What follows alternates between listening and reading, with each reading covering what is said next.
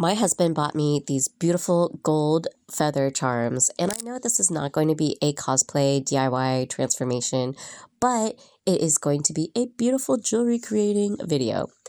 I also have these beads from Japan that my husband bought me, and oh my god, are they gorgeous.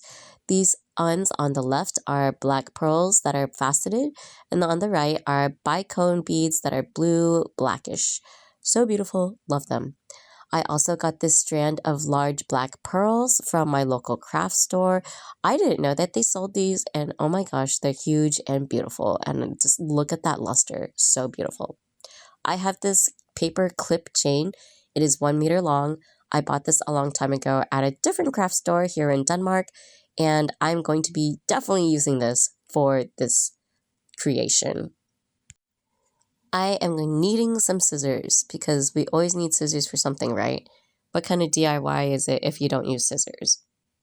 Originally, I was going to be using this fishing line because it's super strong, but the cord was too thick. So I'm going to be using this jewelry cord, which is nylon, and it's a good strength. I don't dislike it, but I really need the thickness of the string to be thinner. So I'm not going to be using fishing line as I originally planned, because the beads won't fit it. So, gotta pivot where you need to in crafting.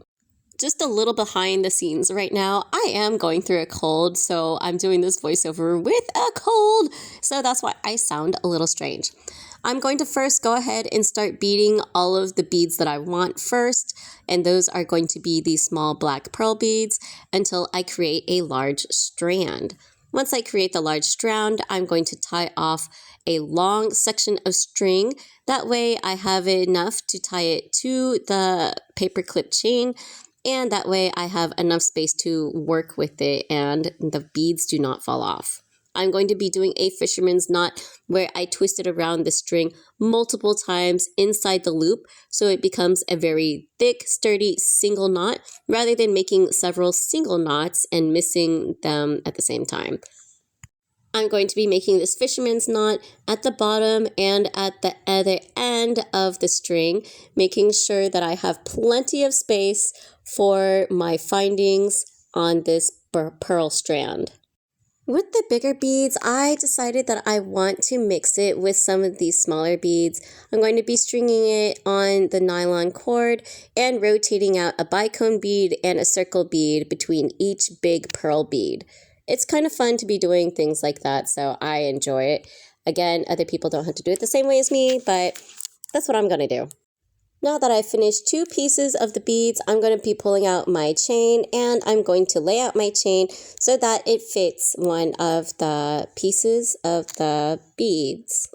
So I take the exact double amount of the paper clip chain, and I'm going to use my pliers or wrench or something to make it pull apart from the clip, and this way I have a nice chain ready to add to the strand of beads.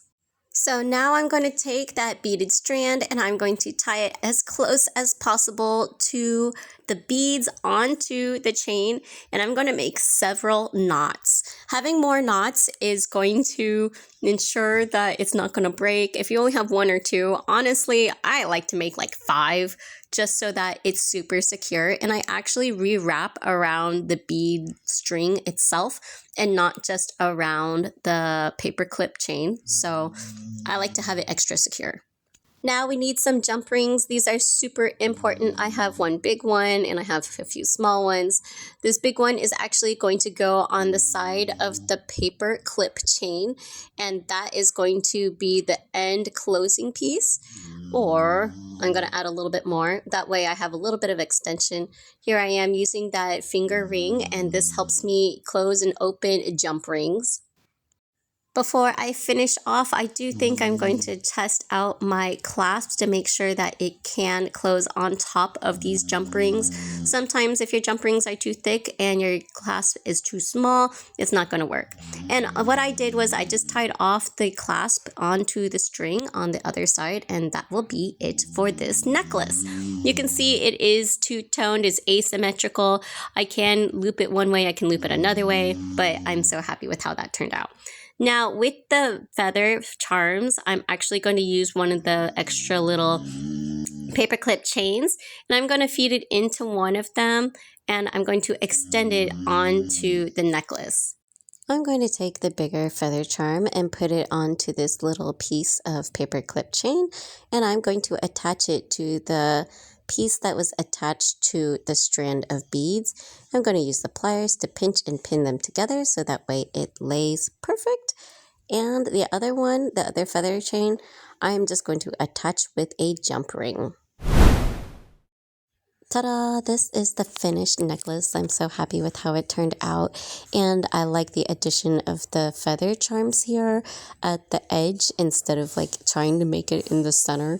I think it's really edgy this way. So this is what the necklace looks like on. I'm very happy with how it turned out. I love it so much.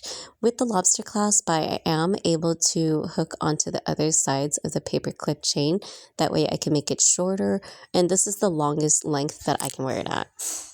With the other beaded strand, I copied what I did with the previous one. I measured out the length of the paperclip chain and I just tied it together. I did not want to use a lobster clasp or a jump ring, so it is a completely finished necklace and unadjustable.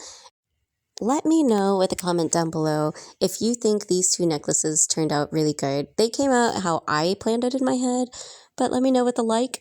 Make sure to subscribe, and thanks so much for watching. So remember to stay inspired, be creative, and I will see you in a future video. Bye!